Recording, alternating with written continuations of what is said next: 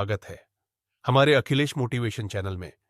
आज हम बात करेंगे बहुत ही इंपॉर्टेंट टिप्स के बारे में। मैं मन हूं, कुछ भी हासिल करने की मास्टर चाबी। ये ब्रह्मांड जितना पुराना है उतना मन का अस्तित्व पुराना है। मन के कारण ही मनुष्य अस्तित्व में है। मनुष्य के जीवन में आने वाली सफलता, सुख और दुख, इनका सबका कारण उसका मन ही है और इसी मन के बारे में हमें कुछ पता ही नहीं। इंसान दिन के 24 घंटे खुशी व सफलता पाने के लिए अटेम्प्ट करता रहता है। मनुष्य जिस दिन से अस्तित्व में है उस दिन से उसके बुद्धि का विकास होता आ रहा है। जंगल में रहने वाला मनुष्य आज लग्जूरियस हाउसेज में रह रहा है। साइंस ने आज बहुत बड़ी प्रगति कर ली है। मनुष्य ने अपने प्रयासों से पूरे धरती को एक कर दिया है। समाज में अन्याय ना हो इसलिए कानून व न्यायालय बनाए हैं। दुनिया के सबसे बुद्धिमान प्राणी में मनुष्य की गिनती होती है। उसने अपने बुद्धि से जीवन में बहुत बड़ी क्रांति लाए है। अच्छे स्वास्थ्य के लिए भी बहुत बड़े बड़े खोज किए हैं। मनुष्य ने अपने आराम के लिए लाखों वस्तु का आविष्कार किया। TV, DVD, movies, air conditioner, खूबसूरत घरों का निर्माण किया। मोबाइल फोन, रेडियो, हवाई जहाज, इन सब का आविष्कार किया। साइंस ने मनुष्य को एक अच्छे अब आनंद जीवन जीने का रास्ता खोज लिया। मनुष्य ने यह सब खोज अपने जीवन में सुख, शांति, सफलता और आनंद लाने के लिए किया। मगर सारे प्रयासों के बाद भी मनुष्य के जीवन में सुख शांति नहीं आ सकी। साइंस बहुत बड़े बड़े खोज कर रहा है, मगर मनुष्य के जीवन में क्रोध, असफलता, अहंकार, चिंता, तनाव, इनका साम्राज्य कम नहीं हुआ है। लाखों वर्ष के अच्छे प्रयासों के बाद भी मनुष्य चिंता और दुख से भरा हुआ है। लाखों करोड़ों की संपत्ति पाने के बाद भी मनुष्य मर मर कर जी रहा है। विज्ञान, धर्म, समाज मनुष्य को सुखी करने में असफल हो गए हैं। मनुष्य कुदरत की अद्भुत देन है, मगर वो क्या दुख चिंता भोगने हेतु संसार में आया है? नहीं, तो सुखी व आनंदित जीवन जीने के लिए आया है। मन की शक्ति का अच्छी तरह से उपयोग किए बिना मनुष्य सुखी व शांत नहीं हो सकता। एडिसन ने बल्ब का खोज करने के लिए हजारों प्रयोग किए और 6000 प्रयोग के बाद उसने कार्बन फिलामेंट की खोज की और सब दुनिया को प्रकाशमान कर दिया। उसी तरह हम अपने जीवन को रोशनी से भर देना चाहते हैं और उसके लिए हजारों प्रयोग कर रहे हैं। जीवन में सुख शांति पाने के लिए मन के कार्य प्रणाली है बाबत हमें विस्तार से जानना होगा। मनुष्य की सारी सफलता और असफलता का राज उसकी मन की गहराइयों में ही छुपा पड़ा है। सारे मनुष्य में मन समान रूप से उपस्थित रहता है। मन को समझने के लिए बड़े बड़े बुद्धिमानों ने प्रयास किया, मगर उन्होंने मुंह की खाई है। मन को समझना इतना आसान नहीं है। साइंस मन के अस्तित्व के बारे में भ्रमित है। साइंस टाइम और स्पेस के भीतर वस्तु की कार्य प्रणाली खोजने का नाम है। साइंस उसी वस्तु की खोज करता है जो उसकी प्रयोगशाला में आती है। चांद और मंगल पर कदम रखने वाला विज्ञान, उसने ब्लैक होल की खोज की।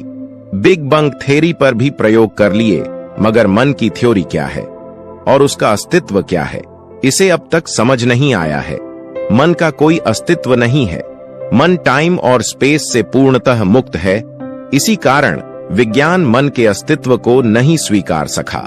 विज्ञान ने मनुष्य के दिमाग को ही प्रमुख केंद्र मान लिया, मन को प्रमुख केंद्र नहीं माना। मनुष्य के जीवन में ब्रेन 10% प्रभाव डालता है और बाकी सारा प्रभाव मनुष्य के जीवन में मन का है। विज्ञान की भाषा में मन अदृश्य है। मन अदृश्य होने के कारण मन की शक्ति और उसके भाव भी अदृश्य है। मनुष्य की जीवन में उत्पन्न होने वाली सुख, दुख, इच्छा, पछतावा, क्रोध, चिंता, व्यथा, मस्ती, मूड, ये सारे भाव मन के द्वारा ही उत्पन्न किए जाते हैं। यानी मनुष्य की जीवन में सिर्फ मन का ही अस्तित्व है। विज्ञान मन के अस्तित्व को नहीं मानता। विज्ञान यह भी जानता है कि तमाम शारीरिक कष्ट मनुष्य के जीवन को नर्क बना देते हैं। सुख और शांति मनुष्य के जीवन की प्रमुख महत्वाकांक्षा है। मनुष्य जीवन में इतने सारे वैभव हैं, मगर उसके बावजूद मनुष्य दुख, चिंता व क्रोध से भरा क्यों रहता है? विज्ञान ने यह खोजने का भी प्रयास किया कि चिंता करते समय ब्रेन कौन सा केमिकल छोड़ता है और कौन सी ग्रंथ कौन सा रस छोड़ती है। इसमें विज्ञान को सफलता मिली और उसने यह कह दिया कि तमाम भावों के उतार चढ़ाव के पीछे ब्रेन ही है।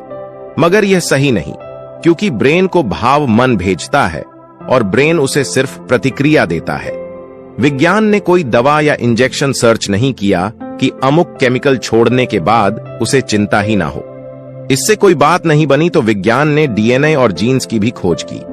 यदि माइंड टाइम और स्पेस के भीतर होता तो साइंस माइंड की पूरी एनालिसिस कर मनुष्य के जीवन में से चिंता और क्रोध को कब का गायब कर देता। मन को हम अपने अंदर महसूस करना प्रारंभ कर सकते हैं। मन का अस्तित्व हमारे भीतर है और विज्ञान को एक ना एक दिन मन के दृश्य और अदृश्य भाव को पहचाना ही होगा। आनंद और सफलता हर मनुष्य का अधिकार है। वो अधिकार उसे तभी मिल सकता है जब वो मन के अस्तित्व के बारे में जानने लगे, मन की अस्तित्व की दुनिया को पहचान सके। मन के उपद्रव, ट्रबल्स ऑफ माइंड से हर कोई परेशान है। मानव मन के कार्य प्रणाली से पूरी तरह अनजान है। इसीलिए मानव हर रोज मन की उपद्रवों, न्यूजेंस का शिकार होता है। अब इसे एक उदाहरण से समझते हैं। एक युवक बगीचे में आराम से बैठा हुआ था। तब बगीचे में उसका एक मित्र आया। अपने मित्र को शांत देख उसे रहा नहीं गया और वो बोला कि अरे, तुम यहां शांत से बैठे हुए हो और तुम्हारी पत्नी किसके साथ घूमने गई है? यह सुनते शांत बैठा हुआ मित्र गुस्से से लाल हो गया और बोला कि कौन है वो? मैं उसे छोड़ूंगा नहीं। मगर कुछ देर बाद उसे याद आया कि उसकी तो अभी शादी भी नहीं हुई है। अब देर हो चुकी थी और उसके इस मूर्खता का प्रदर्शन उसके मन के कारण हो चुका था। हमारा मन वाइल्ड वेव्स पैदा करने वाली फिनेक्टरी है और मन पर कोई नियंत्रण न होने की वजह से मनुष्य मन के उपद्रवों का शिकार हो जाता है और न चाहते हुए भी मन के उपद्रव, ट्रबल्स ऑफ माइंड के कारण उसके आपसे रिश्ते बिगड़ जाते हैं। सब अच्छे होते हुए भी मन के कारण मनुष्य कई मुसीबतों में फंसता चला जाता है। मन के कारण मनुष्य बुद्धिमान और समझदार होने के बावजूद पागलपन करने लगता है। मन के उपद्रवों पर धर्म और शास्त्र भी कोई समाधान खोज नहीं पाए हैं।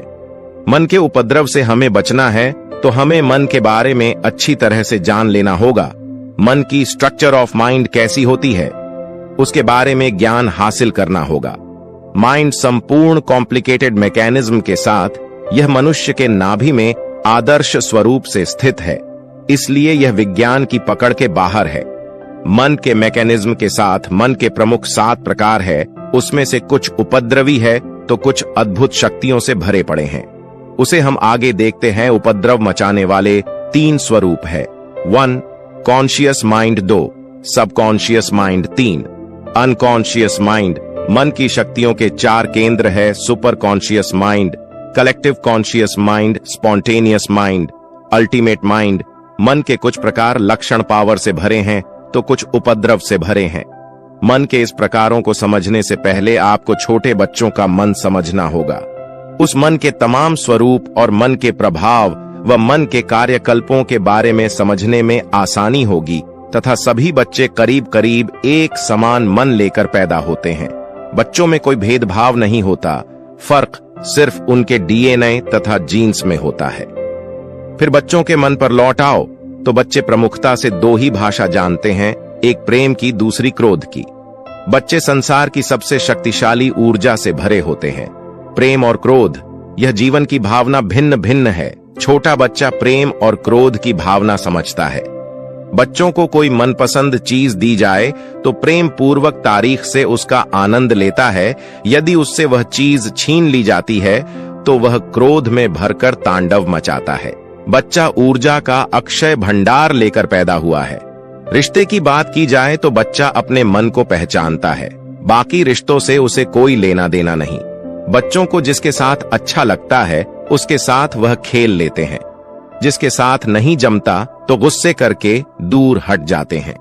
व्यर्थ की जानकारी देकर उसे अपना देश, धर्म, जातीय समाज इसके बारे में बताया जाता है, उसे कुछ मालूम नहीं होता है। छोटे बच्चे ऊर्जा से भरे हुए होते हैं। बच्चे कितना भी उपद्रव मचा ले मगर वह कभी थकते नहीं है। 4 बूढ़े आदमी उन्हें संभालने लगे तो बूढ़े आदमी थक सकते हैं मगर बच्चे नहीं थकते। कोई एथलीट तो घबराकर यह कहेगा कि ओलंपिक में मेडल लाना आसान है मगर बच्चों के साथ खेलना आसान नहीं। कुल मिलाकर प्रेम और क्रोध यह संसार के सबसे शक्तिशाली ऊर्जा है। जिन मनुष्य ने इन दोनों ऊर्जा को खो दिया वह अपने जीवन में ऊर्जाहीन हो जाता है। बच्चों को जो चाहिए वह हासिल कर ही लेते हैं। उन्हें जो चाहिए वह मुस्कुरा के लाड़ से अपने पेरेंट्स से पा ही लेंगे। अगर उन्हें कुछ दिया नहीं जाए तो वह क्रोध से इतना उपद्रव मचा देंगे कि उन्हें जो चीज चाहिए वह हासिल करके ही रहेंगे। दूसरी चीज यह है कि मनुष्य कितना भी क्रोध करें मगर उन बच्चों के साथ रिश्ता अच्छा हो जाता है। कई बार तो गुंडे या लुटेरों के बीच फंसे माँ बाप अपने बच्चों के कारण बच जाते हैं। साथ में बच्चा देख हर कोई करुणा में डूब जाने के लिए मजबूर हो जाता है। बच्चों में निर्दोषता, भोलापन, चंचलता और कंसंट्रेशन, यह सब उनके स्वाभाविक गुण होते हैं। बच्चे सुपर कॉन्शियस माइंड में पैदा होते हैं जो अत्यंत शक्तिशाली है। बच्चा जिस मन में बॉर्न होता है उसे सुपर कॉन्शियस माइंड कहते हैं। यह माइंड प्रेम और क्रोध से भरा होता है और उसमें ऊर्जा भी भरपूर होती है। दुनिया में जो भी सफल व सुखी इंसान है, उन्हें पता हो या ना पता हो, तो अपने सुपर कॉन्शियस माइंड में जीते हैं। छोटा बच्चा धीरे धीरे बड़ा होने लगता है। उसे परिवार समझ आने लगता है। उसे धर्म और जाति बताई जाती है। अपने में वह अपना पराये का भेद उसके मन में पैदा किया जाता है। जीवन की व्यर्थ उद्देश्य पकड़कर उसे कुछ बनने हेतु प्रोत्साहित किया जाता है। बस इन सब को उसका कॉन्शियस माइंड बनना शुरू हो जाता है और यह कॉन्शियस माइंड बहुत कमजोर होता है। यहां से बच्चे की दुर्गति शुरू होने लगती है। स्वतंत्रता से जीने वाले बच्चों को भारी बैग उठाकर स्कूल में जाने को मजबूर किया जाता है। जो बच्चा प्रेम चाहता है, खेलना चाहता है, उसे स्कूल में अनुशासन के नाम पर सताया जाता है। उसे घर और स्कूल में प्रेम मिलना स्टॉप हो जाता है। बच्चे रोते रोते स्कूल जाते हैं क्योंकि स्वतंत्रता छोड़कर उन्हें अनुशासन में रहना होता है। अपना कैरियर करने की दबाव में बच्चों में ऊर्जा, क्रोध व प्रेम का स्वभाव दबता चला जाता है। सुपर कॉन्शियस माइंड में पैदा हुए बच्चों को व्यर्थ की जानकारी मिलनी शुरू हो जाती है। तब यहां से उनका कॉन्शियस माइंड बनना शुरू हो जाता है और फिर उसे के क्रोध और प्रेम को दबाते हुए उसका सब कॉन्शियस और अनकॉन्शियस माइंड मजबूत कर उसे चिंता, दुख, सहानुभूति के भाव से भर देते हैं। लेकिन इतने से भी आप बुद्धिमानों का मन का भरता है। बच्चों की कॉन्शियस, सब कॉन्शियस और अनकॉन्शियस माइंड मजबूत करते चला जाना ही उनकी दुर्गति का कारण बन जाता है। इन चक्करों से बचा लाखों में कोई एक सफल हो जाता है। विज्ञान कहता है कि बच्चे का 80% से ज्यादा मानसिक विकास उसके बचपन में ही हो जाता है। बच्चा की अगर सुपर कॉन्शियस माइंड की स्थिति संभाल कर रखी जाए तो बच्चा ने अपना सुपर कॉन्शियस माइंड संभाल लिया तो उसे जीवन में सफल होने के लिए कोई रोक नहीं सकता। मन अद्भुत शक्तियों का केंद्र है। मनुष्य के पूरे अस्तित्व में मन का अस्तित्व बहुत बड़ा है जो कुदरत के अस्तित्व से जुड़ा हुआ है। मन की शक्ति के केंद्र को सक्रिय किए बगैर कोई भी मनुष्य जीवन में सुखी नहीं हो सकता। मन ऐसी शक्तियों से भरा पड़ा है जिसकी कोई कल्पना भी नहीं कर सकता। मनुष्य के हर सफलता के पीछे उसका मन ही है। जितने भी सफल, सुखी व बड़े लोग हुए हैं वह सब मन के शक्तियों की केंद्र को जानकर हुए हैं। मन के 4 प्रमुख केंद्र है। 1 super conscious mind, 2 collective conscious mind, 3 spontaneous mind, 4 ultimate mind. Super conscious मन का गुण होता है ध्यान, उत्साह और आत्मविश्वास। मनुष्य ने अपने जीवन में जो भी बड़ी सफलता पाई है इसी मन के सक्रिय होने पर पाई है। थॉमस अल्वा एडिसन ने इसी मन के कारण बल्ब की खोज की और पूरी दुनिया को रोशन किया। उनके नाम पर 1093 पेटेंट रजिस्टर है। सफलता पाने के लिए उत्साह, आत्मविश्वास और कंसंट्रेशन इनकी जरूरत होती है। मनुष्य स्वयं भी इन सब को पाना चाहता है। सुपर कॉन्शियस माइंड को सक्रिय करने पर ध्यान दें कि छोटा बच्चा जिसका सुपर कॉन्शियस माइंड सक्रिय होता है उसके साथ व्यर्थ की छेड़छाड़ कर उसके सुपर कॉन्शियस माइंड को कमजोर नहीं करना है। कलेक्टिव कॉन्शियस माइंड, मन का यह स्वरूप अपने इंटेंस रूप में प्रकट होता है तब वह सभी मनुष्य के मन से कनेक्ट होता है। इसी मन के कारण मनुष्य अपने जीवन की सफलता छूता चला जाता है। मन के तल पर हर क्रिया की बराबरी पर प्रतिक्रिया होती है। अचानक ही कोई गाना रातों रात फेमस हो जाता है। किसी नेता का दिया हुआ नारा अचानक सबको भाने लगता है और देखते देखते वह बड़ा नेता बन जाता है। यह सब कलेक्टिव कॉन्शियस माइंड का कमाल होता है। कलेक्टिव कॉन्शियस माइंड सब में सक्रिय रहता है, फर्क उसके कमजोरी या मजबूत होने का है। और चूंकि अधिकांश लोगों का यह मन कमजोर होता है, इसलिए जीवन भर उनका शोषण होता रहता है, धर्म के नाम पर और सेहत के नाम पर, शिक्षा के नाम पर और किसी के नाम पर। यह लोग मेहनत भरपूर करते हैं, परंतु इसके बावजूद सुकून और सफलता उनको नहीं मिलती। इनके मेहनत का फल किसी दूसरे और को मिलता है। स्पॉन्टेनियस माइंड, स्पॉन्टेनियस मन प्रकृति की क्षणिक चेतना, ट्रांजिएंट कॉन्शियसनेस का एक अंग है। जिसका यह मन सक्रिय हो जाता है, वह सोचता नहीं है, वह अपने जीवन के सारे फैसले इसी मन के आधार पर लेना शुरू कर देता है। अच्छा और बुरबाबत हुआ विचार नहीं करता। कवि, गीतकार और लेखक ये इस मन का एक उदाहरण है। क्रिएटिविटी निर्माण करना यह इस मन का काम है। पॉइंट ऑफ क्रिएटिविटी से काम करके वो रातों रात विश्व प्रसिद्ध हो जाते हैं, चारों ओर उनकी ख्याति होती है। जीवन में सफलता तब मिलती है जब आप कुछ नया और धमाकेदार करते हैं। कोई आविष्कार हो, कंप्यूटर की खोज हो, एप्पल या फेसबुक का आविष्कार हो या कोई नया साम्राज्य हो, इसी मन के सहारे निर्माण होता है। दिल की आवाज सुनकर कुछ नया करना इस मन का स्वभाव है। जीवन के सारे महत्वपूर्ण निर्णय इसी मन के सक्रिय होने से लिए जाते हैं। अल्टीमेट माइंड सबसे शक्तिशाली व महत्वपूर्ण मन है। इसके कार्य क्षेत्र व स्वभाव को समझना थोड़ा कठिन है।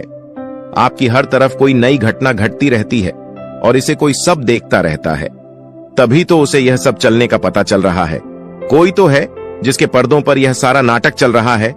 क्या आपने कभी इस तरह सोच है क्या? आपने कभी चिंतन किया है कि वह कौन है? मन, बुद्धि, शरीर और हृदय सब सक्रिय है, लेकिन अभी इस तक आपकी पहुंच नहीं, इसलिए आप इससे अनजान हैं। जीवन में कितने भी उतर चढ़ाव आए, जो इस मन तक पहुंच गया उसे कोई फर्क नहीं पड़ता। उसकी शांति और प्रसन्नता बनी रहती है।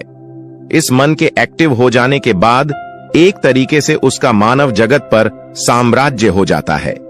मन के अन्य से संबंध मनुष्य के जीवन को निश्चित ही उसका शरीर, बुद्धि और बाह्य परिस्थितियों प्रभावित करती है। इस प्रभाव से मन अछूता नहीं रहता, मन पर भी इसका असर पड़ता है। शरीर और मन दोनों एक दूसरे को प्रभावित करते हैं, परंतु वहां सबसे ज्यादा प्रभाव मन का ही रहता है। इसे एक उदाहरण से समझते हैं। स्टीफन हॉकिंग बोल नहीं सकते, शरीर पूरी तरह निष्क्रिय है, बस अपने गालों से अभिव्यक्ति करना सीख उन्होंने यह मुकाम पाया है। कहने का तात्पर्य यह है कि मजबूत मन के लिए शरीर कोई बाधा नहीं है। शरीर का मन पर इतना असर नहीं पड़ता। मनुष्य की अधिकांश बीमारियां उसके मन की कमजोरी के कारण होती हैं। जीवन मन से चलता है और मन नियम से चलता है, तो मन के नियम समझने से ज्यादा आवश्यक क्या है? मन और परिस्थितियों का संबंध। कई मनुष्य जिस देश में पैदा होता है, उस देश का उस पर गहरा असर पड़ता है। यह असर उसके मन पर भी पड़ता है। जीवन में स्थिति कैसे भी हो, मन के मजबूती के सहारे जीवन में सुख पाया जा सकता है। चाहे संगीत हो, विज्ञान हो या व्यवसाय हो, मन के मजबूती के सहारे हम उसमें सफल हो सकते हैं। मन और बुद्धि का संबंध, मन और बुद्धि के कार्य प्रणाली बिल्कुल भिन्न है। बुद्धि अपने आप में एक कॉम्प्लिकेटेड स्ट्रक्चर है और जिसका शरीर में भौतिक अस्तित्व भी है। मन एक कॉम्प्लिकेटेड मैकेनिज्म है, परंतु सिर्फ तरंगों का एक खेल है। मानव शरीर में मन का कोई भौतिक अस्तित्व नहीं है। समस्या और परंपराएं सब कुछ मनुष्य की बुद्धि की उपज है। मन का समाज या परंपराओं से कोई लेना देना नहीं। शरीर को नियंत्रित व पावर्ड करना बुद्धि का काम है। मन शरीर को सीधे नियंत्रित नहीं करता। मन और बुद्धि का फर्क समझे बगैर जीवन को सफल बनाने का कोई उपाय नहीं। मन ही तरह बुद्धि के भी अच्छे बुरे प्रभाव होते हैं। जो मनुष्य मन और बुद्धि के अच्छे प्रभाव का जमकर उपयोग करता है, वह जीवन में प्रगति कर लेता है।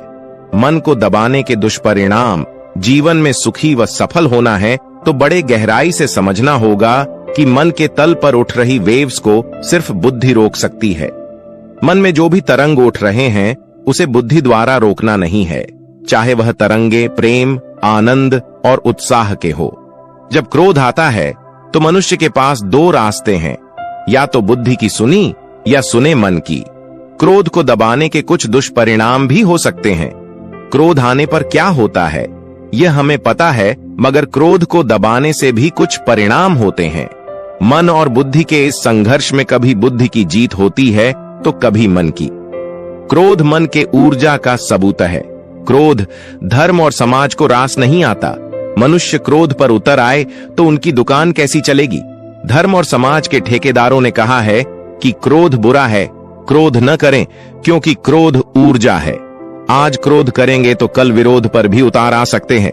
कभी कभी क्रोध न करने पर क्रोध आना ही बंद हो जाता है।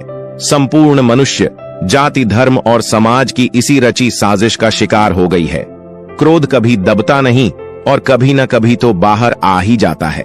अगर आपके कमरे में चूहे एकत्रित हो गए हैं तो दरवाजा खोलकर उन्हें जाने दे।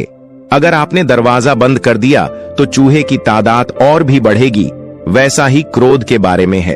आप अपने भाव को जितना दबाएंगे वह विकृत होकर सबकॉन्शियस और अनकॉन्शियस माइंड में जमा होते चले जाएंगे।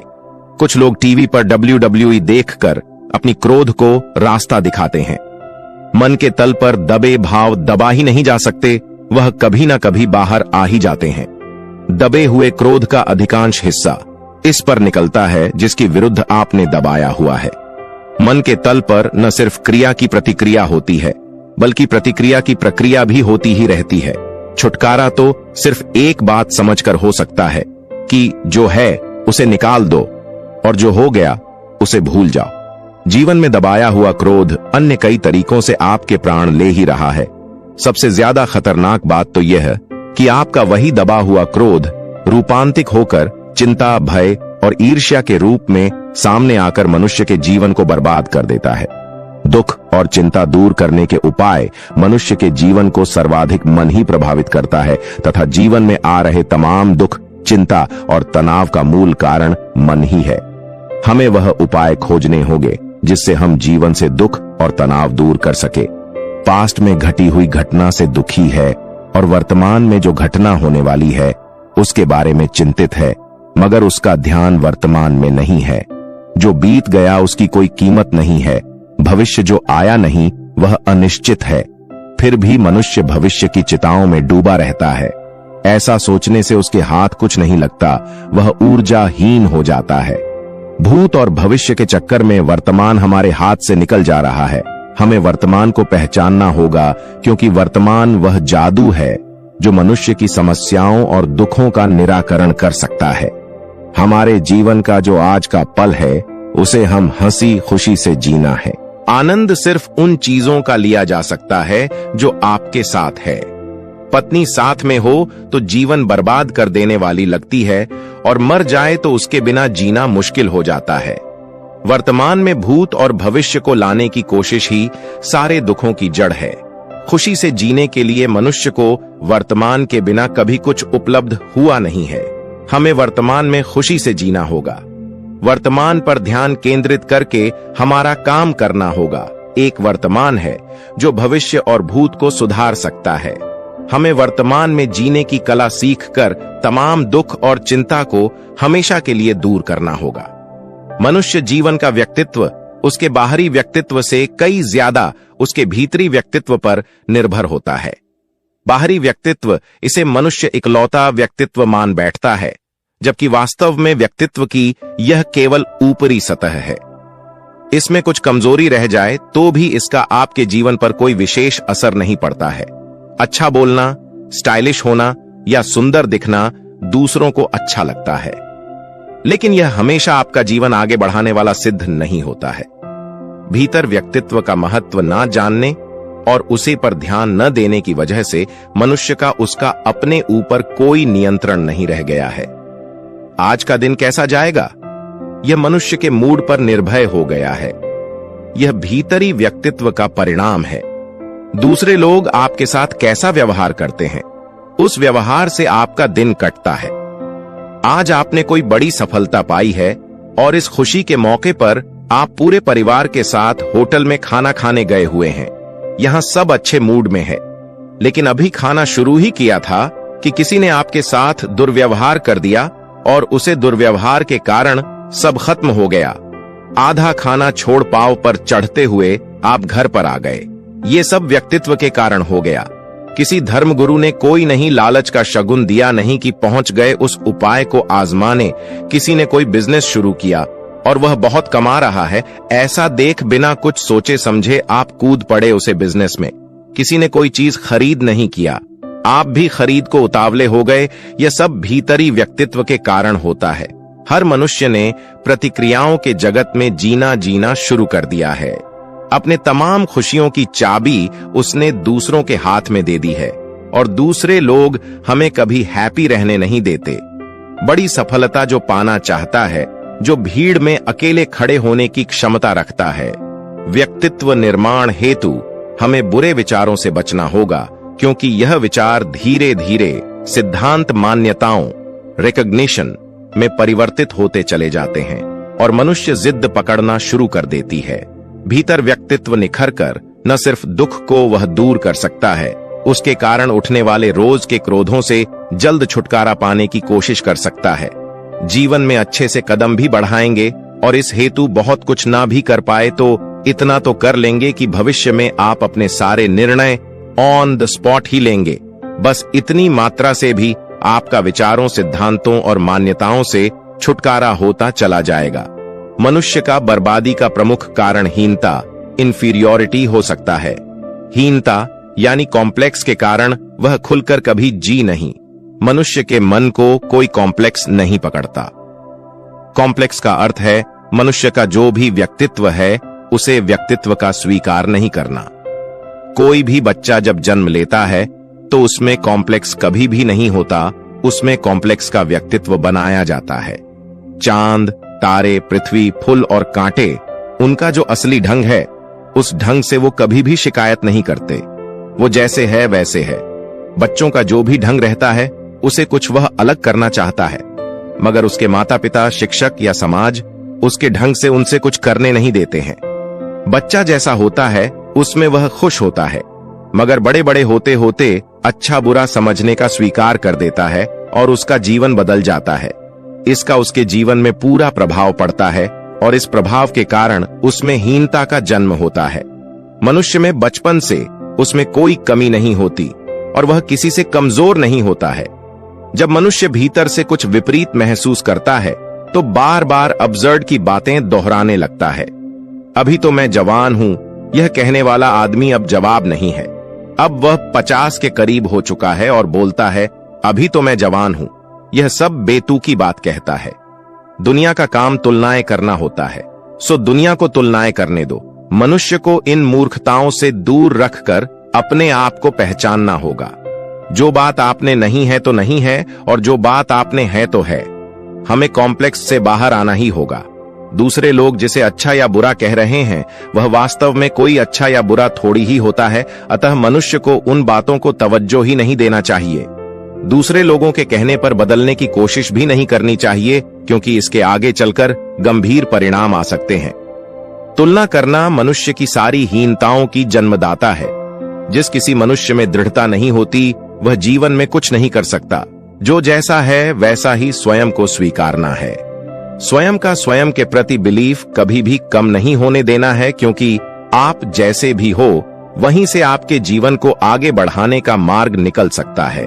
सिर्फ अपने को ही नहीं, अपनी अक्षमताओं के बुराई को भी स्वीकार कर ले। वर्तमान में आपका जो भी अस्तित्व है वह परफेक्ट है। लाइफ आपकी खुद की है और उसे सुधारना भी आपको है। तो फिर वह बदलाहट कब और कितनी लाना है इसका निर्णय भी आप ही करें। और फिर जितना बदल जाए, ठीक न बदल जाए तो भी ठीक, परंतु हर समय आप जैसे हैं उसे स्वीकार कर ही चले जाए। अगर मनुष्य को दुखों से फ्रीडम चाहिए तो उसे वस्तु या विचार सबसे अपना इन्वॉल्वमेंट कम करना होगा। बहुत सारे दुखों का मूल इन्वॉल्वमेंट होता है। आप अपने परिवार से प्रेम करते हैं, परंतु यह आपका प्रेम नहीं है, यह आपका इन्वॉल्वमेंट है। मन के कार्य प्रणाली को बुद्धि से परिभाषित करना ही मनुष्य जीवन में सबसे बड़ी समस्या है। हमें मन और बुद्धि का फर्क पहचान होगा, नहीं तो हम कंफ्यूज्ड होकर यही गलती दोहराते रहेंगे। प्रेम एक भावना का नाम है जो बिना पक्षपात के स्वयं को संसार के हर मनुष्य जीना चाहता है। प्रेम हित ही चाहती है। आप चाहते हैं कि आपका परिवार खुश हो, दुनिया भले ही चाय भाड़ में, यह भला कैसा प्रेम हुआ। यदि रास्ते पर कोई एक्सीडेंट होता है, आपको क्षण भर के लिए दुख होता है, मगर वही एक्सीडेंट घर के किसी सदस्य का हो तो जब तक वो आदमी वार्ड में ठीक नहीं होता तब आप दुख से भरे रहते हैं। इन्वॉल्वमेंट के कारण मनुष्य अपनी परेशानियों को बढ़ा देता है। जिस वस्तु में जितना इन्वॉल्वमेंट उतना ही वह दुख देती है। इन्वॉल्वमेंट तो आदतों से मजबूत होता है, एक पक्षपात करना और दूसरा चुनाव करना। यदि आप इन्वॉल्वमेंट से होने वाले दुखों से छुटकारा चाहते हो तो सबसे पहले तमाम पार्शियलिटी से बचे। किसी वस्तु का चुनाव करने से बचना होगा, क्योंकि जिस चीज का आप चुनाव करोगे एक दिन उसे आप अपना मानना शुरू कर देंगे और अपना मानते ही उस वस्तु के प्रति आपका इन्वॉल्वमेंट हो जाएगा। बेहतर है जो पसंद हो और उपलब्ध भी हो उसका आनंद भले ही ले, लेकिन उसका चुनाव कर उसे अपना मत बना लो। मोहित होकर उसके प्रति दृढ़ता से मत भर जाओ, फिर देखिए आप आनंद तो हर रिश्ते या हर वस्तु का लेंगे। इन्वॉल्वमेंट ना होने के कारण उससे उत्पन्न हो रहे अकारण दुखों से आप छुटकारा पा लेंगे। अपेक्षा क्या है? मनुष्य के मन मुताबिक कोई घटना नहीं घटती है तो मनुष्य बदलाहट लाना चाहता है और यहीं से उसकी अपेक्षाएं शुरू होती है। उसकी अपनी शिक्षा से, व्यवसाय से, धर्म से अपेक्षाएं शुरू हो जाती हैं।